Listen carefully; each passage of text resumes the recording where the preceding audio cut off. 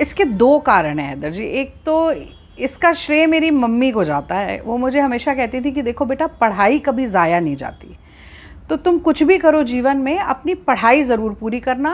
कभी मुझ पर रोक टोक नहीं थी।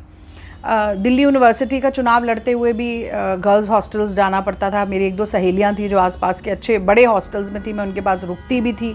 जब मैं NSUI की राष्ट्रीय महासचिव बनी तो मैं कई प्रदेशों की इंचार्ज, मेरे पास हिमाचल का, उत्तराखंड का, महाराष्ट्र, मुंबई, गोवा का प्रभार रहा, गुजरात का, अलग अलग समय पर।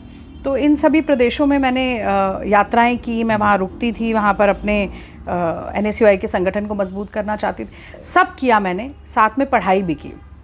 पहले मेरी ग्रेजुएशन इंग्लिश में किरोड़ीमल, फिर मास्टर्स किया मैंने किरोड़ीमल से।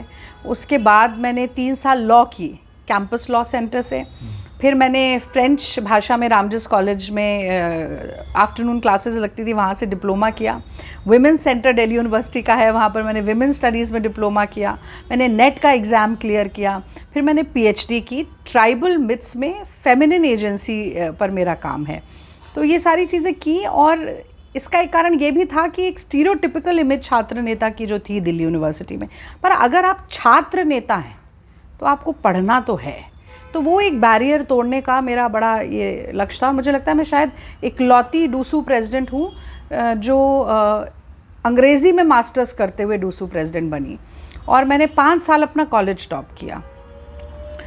इसके अलावा आप ज़्यादातर जब देखेंगे तो बुद्धिस्ट स्टडीज़ में एडमिशन लेकर या फर्स्ट ईयर में एडमिशन लेकर बच्चे चुनाव लड़ते हैं।